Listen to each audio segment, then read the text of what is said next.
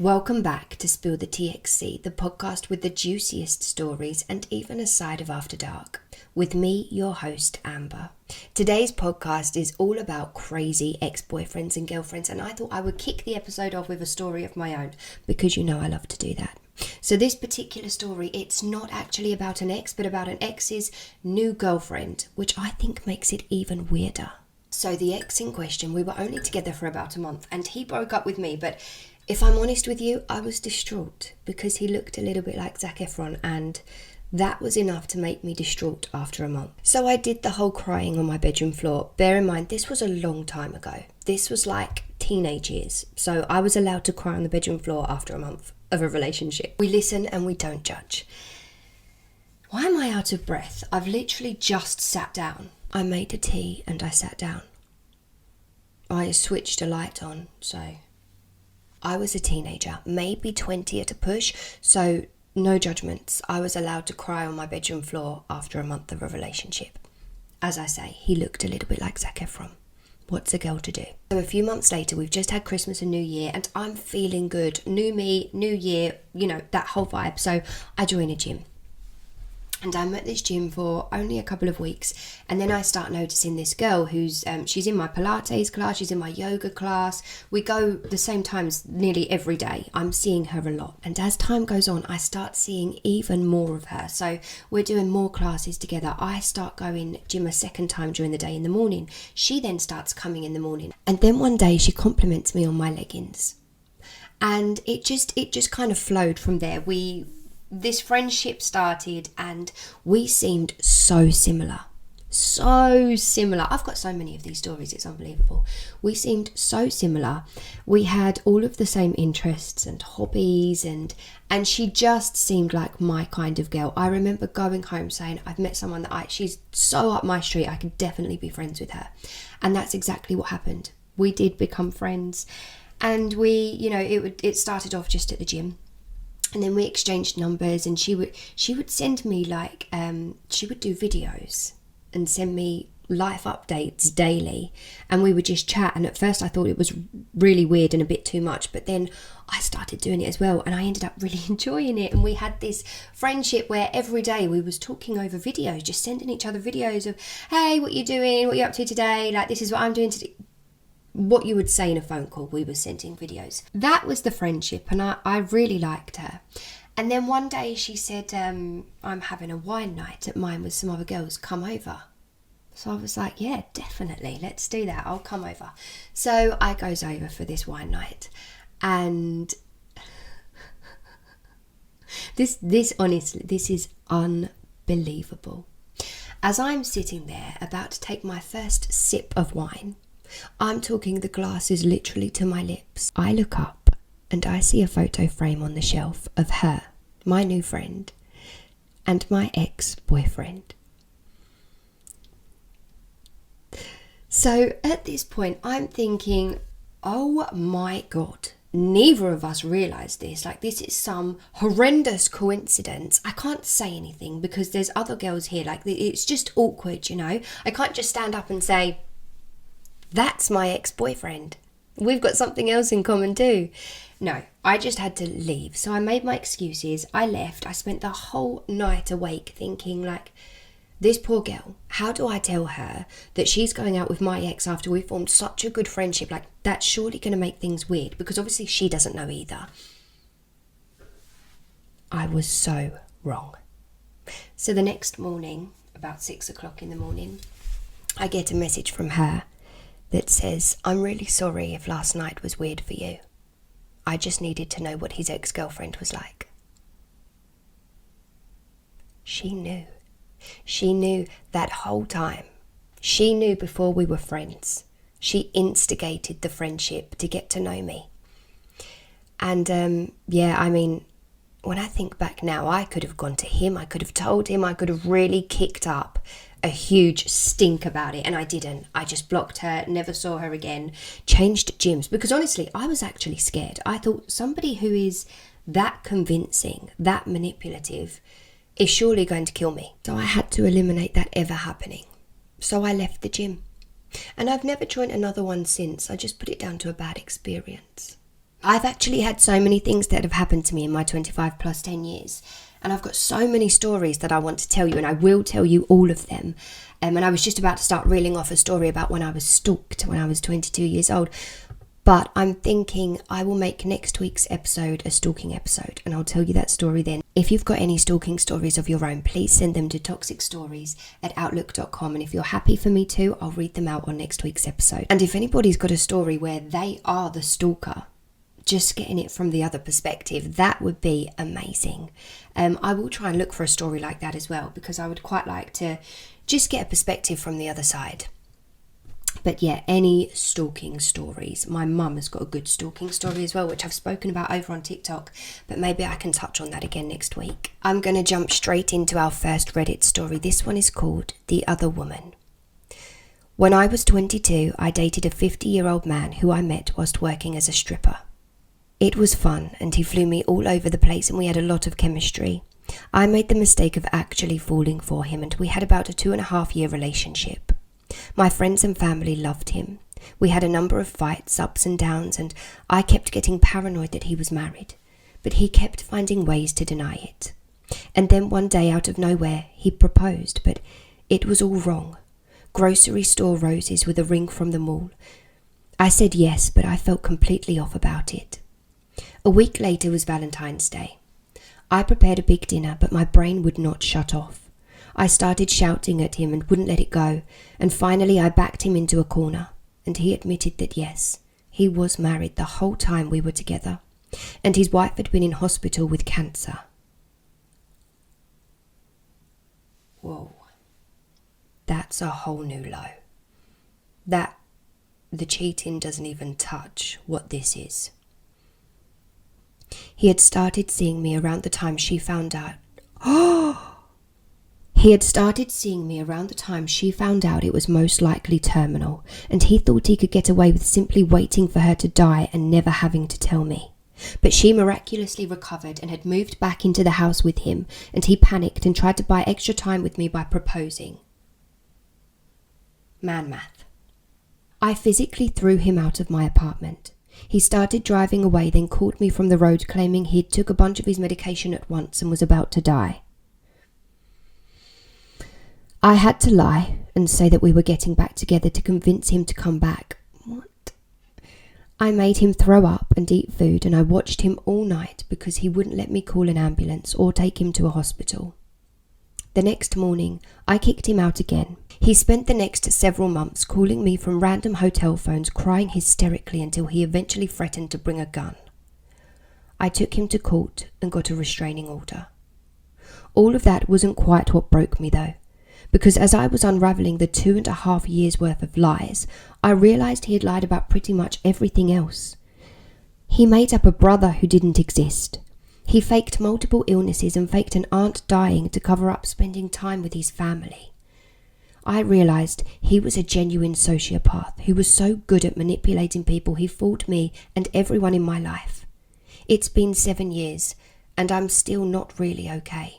I'm so glad that she recognised how she was being manipulated, because even that in his car saying he's taken all of this medication, she took him in, she let him stay the night again. It was all manipulation, all to get what he wanted. And his poor wife, I mean, it doesn't specify in this story whether the wife found out. I'm assuming if it's gone to court and he got a restraining order, surely his wife must know. But if she doesn't, and she is still living with this absolute psycho, I mean, somebody needs to tell her. She's just got a second chance at her life. Thank God. She got a second chance and she should not be wasting it with this man. He was waiting for her to die. It has to be the ultimate betrayal, doesn't it? Just to learn that your husband, the person who you've chosen to spend your life with, the person who you love and trust more than anything, is waiting for you to die. There's no getting over that. And as much as it's going to kill her to find that out, she needs to know. Because she's absolutely wasting her time, because she absolutely deserves so much more than this guy. They both do. They both do. But especially the lady who's been sick. She really does. I think as much as I can appreciate the woman who's written the post, the woman who he was having the affair with, I can appreciate that she had no idea, and I can appreciate that she still had feelings for him, but you've just found out that he was waiting for his wife to die. And regardless of what he did to himself, because that was his choice to take that medication, regardless of that, you let him stay again. And I really don't want to judge it, because I can understand from that point of view, but I just don't think he deserves any kind of human decency. My hopes for this man is that he is left very lonely, to sit alone with his thoughts and to realise what a shit person he is. This next Reddit story is called My Webcam World Saved Me. I made a huge mistake 5 years ago today. The webcam community effectively saved me from many of the possible repercussions of that bad decision. The day after I turned 16, I met this man. He was 18, and we started dating. He moved in with my family and I a short 4 months later, and things went well, for just a while. Slowly but surely, he became emotionally abusive, and at times got physical with me. I was trapped at that point, not literally, but in my mind. I thought there was no way out. He had me convinced that nobody else would want me just because he had taken my virginity from me. I put up with him cheating, hiding his phone, looking through my phone at his every whim just to criticise about anything that I may have done that would upset him, which would have been just about anything. Slowly, all of my friends got fed up with me for choosing him over them. It wasn't my fault. I let him manipulate me into that. I allowed him to treat me the way he did. I was weak, and at the time I was too naive to realise it. All of my family told me to leave him. I hope they chucked him out too. It doesn't say here, but I bloody hope they did. To find somebody better. But I was still too naive to realise just how right they were. After dating for approximately 3 years and living together for... He stayed living with her family. Woo! I've got a 4-year-old, and the only way that guy, if he had laid his hand on my 4-year-old, would stay living in my house would be if it was under the patio. Sometimes you just have to say something to make you feel better. Sometimes you just put yourself in this situation and you just have to say whatever you would want to say in that situation, and then you feel better and you can move on from it. And that's what that was, so let's move on now. After dating for approximately 3 years and living together for all but the first 4 months of the relationship, I had decided that I needed a job. But I had no vehicle and lived too far out of town to walk. So I started looking at online options and I found webcam modelling. At first I wasn't sure because I am shy and modest, and honestly I'm a goody two-shoes, teacher's pet nerd type. I never snuck out and partied in school, and it took me until my graduation party to drink my first beer. I didn't do drugs and rebelling wasn't exactly my forte. Well, webcam modelling became my dirty little secret. It became hard to explain to my family and friends where all of my money had been coming from. I lied. I still lie to this day. But only those in the webcam community made me feel worth something. My confidence boosted from hearing hundreds of strangers call me beautiful and expressing their desire to make me their own. Now it may be weird, but many of them even expressed that they'd love to marry me after only seeing me half naked and talking for a few minutes. But that didn't change how it made me feel empowered.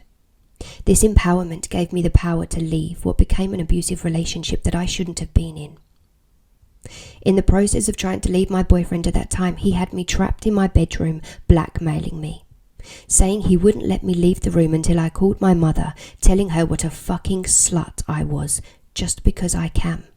He found out, by the way. He kicked me out of the apartment I paid for and proceeded to take half of my paycheck out of the ATM before I knew it was even there. For that 3 days, I had nowhere to live. I spent the majority of my time at Walmart attempting to sleep on the benches.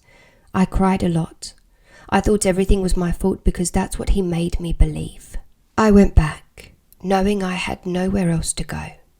We lived 1,000 miles away from my family, and I had no friends nor family nearby, and not enough money for a flight or a bus home. I would like to apologise for rushing ahead earlier. She doesn't still live with her family, which means he doesn't still live with her family. So my little angry outburst about my own child and her being in that situation was, I will wait until I read the rest of the story before giving my thoughts next time.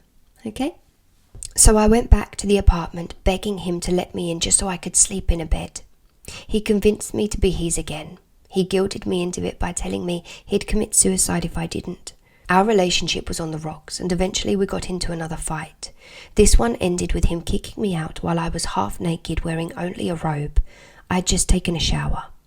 I fought my way back inside to get dressed and grab my essentials, my phone, wallet and glasses, and he made sure that I left with nothing but those things.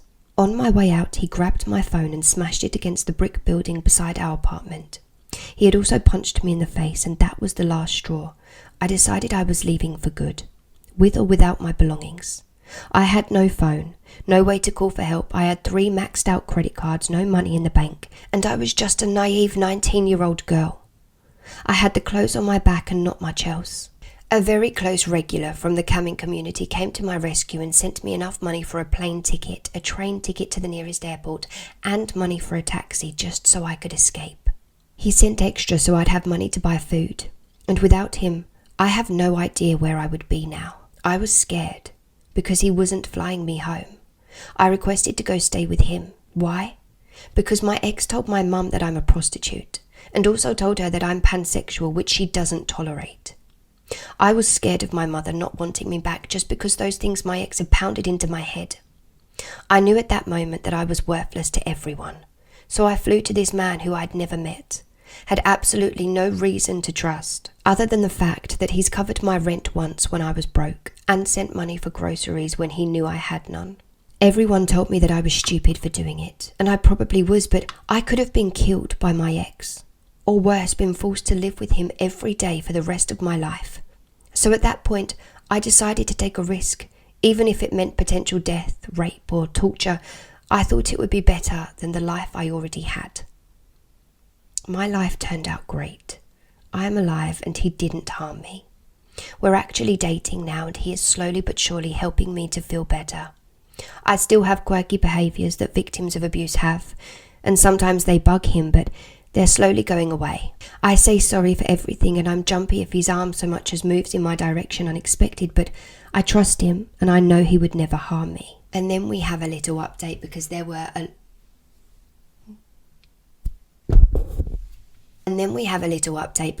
a lot of comments on this post, kind of ignoring her whole story and just concentrating on the fact that she's now with somebody who used to watch her on cam and could possibly have watched other people.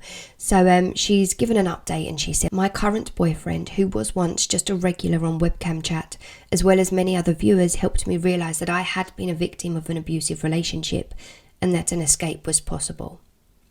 That's kind of all she said. So she has confirmed that her partner was a watcher and a payer of webcam, which, by the way, I'm not judging at all. I know people who've done cam work before and I know their reason behind it, and I think even if it wasn't more of a desperate reason behind it, I don't judge that. I don't judge stripping. People do what they want to do, and if it makes somebody happy, who am I to judge? If it makes you happy, I would never judge that. So cam aside, you do you. But that would bother me, that he's possibly watched other people, that he's possibly watched my friends, because she said she's very close to the community that she's become a part of. So, and also, if he's done it in the past, who knows if he's not doing it now? This isn't what the story's about. The story is about the ex, but I've actually forgotten what the story was about. Yeah, it was about the ex, of course, the crazy ex. But yeah, that's kind of what I'm concentrating on too, which is what most of the comments are about, is your new partner was a watcher and a payer. But that feels weird. But I'm really glad that he's helping you, get over all of this. Because it was bad what she went through. It was really bad what she went through. I can't stop thinking about her new partner being a paying customer. I'm judging. I'm going to move on because I'm being really judgy. Let's move on to the third Reddit story. This one is called Everything He Said Was a Lie. I'd met this guy on a site. It wasn't really a dating site, but a site to meet and make new friends. We hung out a couple of times and then decided we would go out. After being together for about 2 weeks or so, I found out he had a girlfriend. He gave me this big story about how they weren't really together anymore and that he was breaking it off with her on New Year's, a few days away. And I don't know why, but I seemed to be okay with it at the time. And they did break up. A couple of months later, I realised that I don't really know this guy. I've opened up to him about a lot, so I asked him to tell me more about himself and to try and open up to me. He said he didn't really like to talk about himself and that I should just drop the subject. Big red flag. Not too long after, he texts me to say he can't come visit me for the weekend because someone from his past, who he thought was dead, had suddenly come back to town and I quote, "kicked me so hard in the shin I thought he'd break it, so I don't want to risk him following me." Wait, let's reread that little bit. Not too long after, he texts me to say he can't come visit me for the weekend because someone from his past, who he thought was dead, had suddenly come back to town and I quote, "kicked me so hard in the shin that I thought he would break it, so I don't want to risk him following me to her city and hurting you to get to me." I told him I was done and that I wanted nothing more to do with him. Thank God it's actually the worst excuse in the world. After a week of him trying to contact me and me ignoring him, he sends me a text telling me to read this email he sent me. In the email, he goes on about how a couple of years back he was supposedly in a gang, wanted to get out, and the only way they would let him out was if he played Russian roulette with another person. He apparently did, and supposedly won and walked free. There was other bullshit, but that's the one thing that I really remember from it.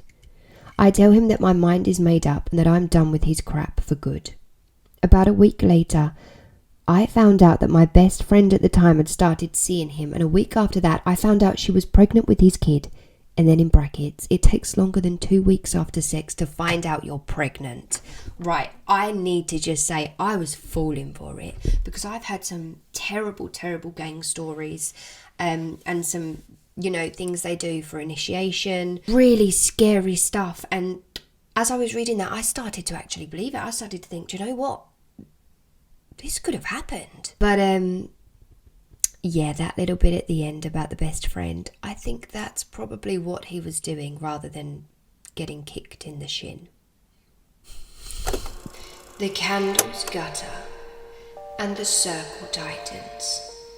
Ice is in the air with a hush that frightens. Footsteps halt as something listens back. Names fade to echoes and the world turns black. Gather your breath and surrender your spark, for the right has been spoken. TXC After Dark. I was at a party a few years back. The kind of party where the music is too loud, the lights are too low, and everyone feels a little unreal, like you've stepped into a place where consequences are optional. And that's where I met him. We hit it off immediately.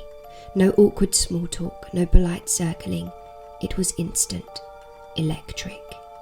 He looked at me like he already knew me, like he had been waiting for me to arrive. And when he smiled, it felt like I'd been chosen. He told me that first night that I was his dream girl, and I remember laughing, pretending to brush it off, but inside something warmed and softened. Who doesn't want to be someone's dream? He said it with such certainty, like it wasn't a line he'd practiced, like it was a fact he'd just uncovered. Later, outside away from the noise, he leaned in closer and said, "I would do anything for you." I don't know why I said it. I think I wanted to keep the moment alive. I think I liked the way he looked at me, like I was already powerful. I said, "Prove it." He laughed, I laughed, and then he turned and walked back into the house. I assumed that was the end of it. A dramatic little moment, a flirtation that would dissolve back into the music and drinks and nothing. I stood there for a few seconds, breathing in the cold night air, waiting for my heart to slow down. And then he came back. He didn't say anything. He stood in front of me, pulled his shirt over his head, and before I could ask what he was doing, before my brain could catch up, he produced a knife. I froze. He dragged the blade along his chest, not deep, not enough to hurt himself, but enough. Enough that blood welled up and began to slide down his skin. Dark. I screamed.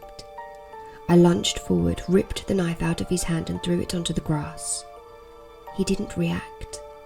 He just smiled and said softly, "See?" My heart was pounding so hard I could hear it in my ears. Part of me was horrified. Part of me wanted to run. But the other part, a stupid, dangerous part, thought, this is like a movie. This is what passion is. This is what devotion is. This is somebody willing to bleed for me. What I didn't understand then, what I understand now, is that a man who will hurt himself in front of you the first night you meet him is a man who has already rehearsed hurting you. And that was the first red flag. And guess what? I ignored it. Of course I did. There were others. The way he wanted to know where I was all of the time. The way his affection turned heavy and possessive. The way his love felt less like warmth and more like pressure. But he always framed it as romance. He always said because he cared. Because he had never felt like this before. Because I was different. And I believed him. Until the night my body knew before my mind did. We were out on a date. Nothing unusual, nothing dramatic. But something felt wrong. My stomach was tight. My skin buzzed with unease. Every instinct I had was screaming at me to go home. I wasn't planning to end things. I wasn't trying to upset him. I just knew that if I stayed, something bad would happen. So I told him I needed to leave. His face changed.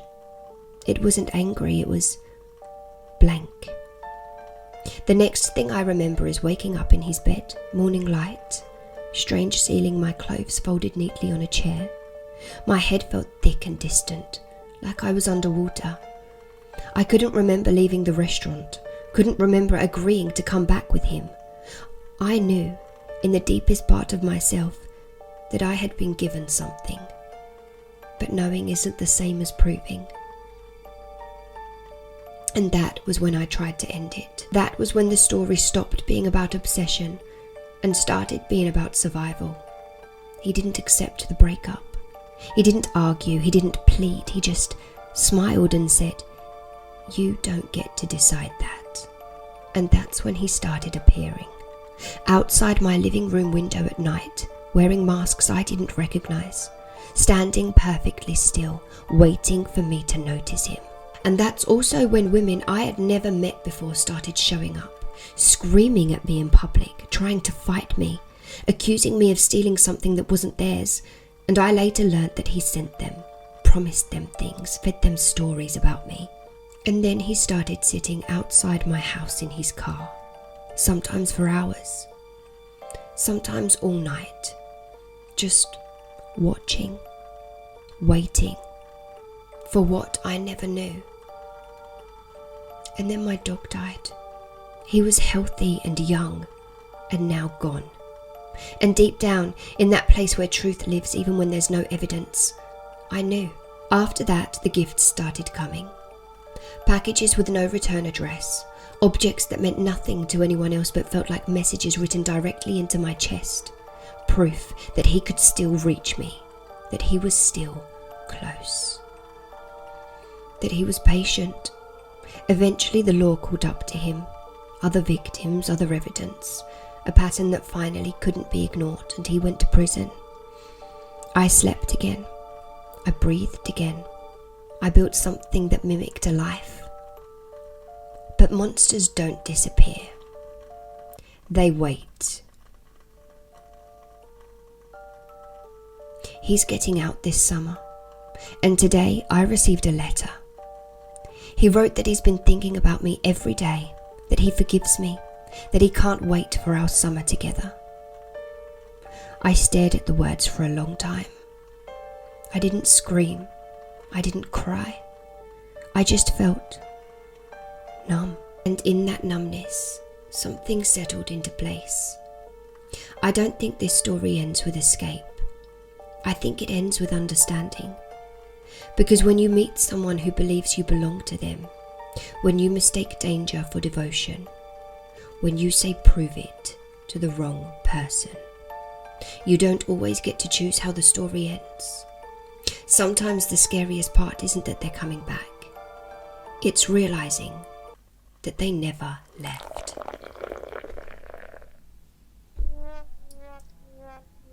Do you see that? That's really unfortunate. Oh dear.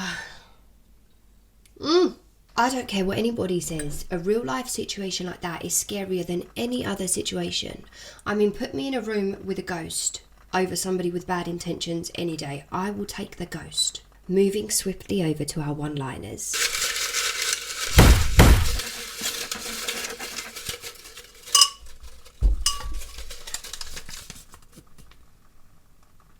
I'm in love with my husband, but I'm also attracted to another woman. Okay. The way I would look at this would be short-term and long-term. I don't believe that you can be in love with two people at the same time. I believe you can love somebody and lust after somebody else. I believe that you can lust after two people, but I believe you can only be in love in that special way with one person at a time. And I think when people cheat and whatnot, it's a lot of lust. Or they've fallen out of love. Anyway, it's besides the point. I would look at long term. You know, if you're only attracted to a woman, is that because you just want to kind of fool around and get it out of your system? Would you be happy after that fact? Would you want to actually give it a go and be in a relationship with a woman? You have said that you are still in love with your husband. So, I mean, that would probably be what I would stick with. But obviously you don't want to live your life thinking what if, or thinking that you missed out on things. I wonder if you was just so completely honest with your husband. I wonder if he would be okay with possibly bringing another woman in to maybe fulfill this fantasy that you have, to then move on with yours and his relationship without that niggling at the back of your mind. I guess it just depends what you want from the woman. But if you approach this in the right way, if your husband is, you know, extremely open-minded, you could essentially have the best of both worlds. You could have your cake and eat it too. And I hope you get that. I really hope you do.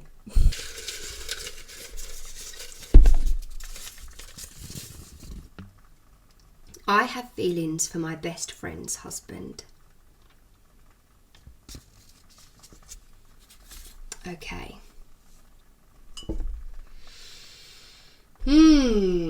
I don't think that this automatically makes you a bad friend.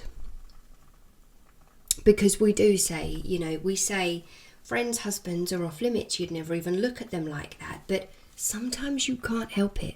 Sometimes you can't help who you get feelings for, and sometimes it takes a conversation to realise what you have in common, a conversation to realise a spark. Sometimes it is just really inconvenient, the timing, the person, all of it. So I don't think it automatically makes you a bad friend. I think it just depends now what you do about that. So there's a few different options. You try your luck with him, but then automatically you are the bad friend. You talk to the friend how you're feeling, be prepared to probably not have that friendship anymore, or you do the hardest thing, but probably the most reasonable thing, and the thing that would make you a good friend, the thing that would keep your friendship, would be to just do nothing. I think swallow those feelings, bury them deep as you can. put them in a box at the back of your mind. And I know it's going to be really, really difficult to not think about. Of course, you're going to still think about it.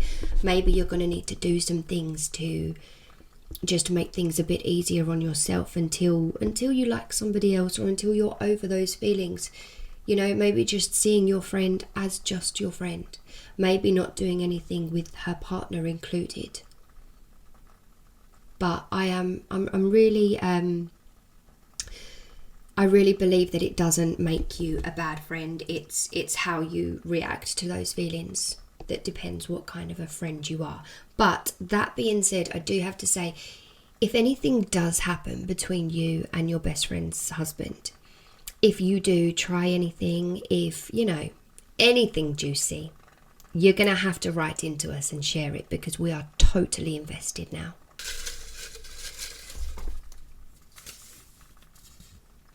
Why do I hate it when my best friend does well? That automatically makes you a bad friend. No, I'm joking. I think this actually has a lot to do with how you feel about yourself rather than how you feel about your friend. So if your friend is constantly doing well and you feel like you're constantly living in the shadows, if you feel like, you know, you're just not living up to the standard that they're living to, you know, you feel jealous and left behind and overshadowed, it's a really hard thing to deal with. And I think concentrating on yourself, your own achievements, your own dreams and your own goals, because you're not going to have the same dreams and goals and achievements. You're not going to be doing the same thing as your best friend. But sometimes falling into that overshadowed feeling can make you feel like you need to chase what they're doing. But that is the complete opposite to what you should be doing. Never, ever be in competition with anybody else. Be in competition with yourself, who you was last week, last year, last month, whenever. Just keep getting better. Keep bettering yourself. Keep working on what works for you, your dreams, your goals. That's how you're going to end up feeling fulfilled. And that's how you will eventually be happy when your friend does well, because you're going to be there with her on different paths, but you're going to be doing well as well. And I think that's really important, that we have to be able to differentiate that feeling of jealousy when there is love for a person, to feeling jealous and hating that person and disliking that person and I don't think you don't want your best friend to do well. I think it just emphasises that you don't feel you are doing well. Hopefully that's right anyway. I mean, there's not really much context to these one-liners, and all three of these have been written into me, so I'm so grateful for that. But and I quite like that there's no context, because I like we can go anywhere with it and just give our opinions on the general sentence. So yeah, keep sending them in, and all of your stories to toxicstories@outlook.com. Thank you so much for joining me for my 4th episode. Next week we're going to do stalking, and like I said, I'm going to start off with my own stalking story. So I will see you next Tuesday around 7 p.m. I'm not going to say exactly 7 p.m. because I'm a mum and I'm always late, but I will see you next Tuesday in the evening at some point.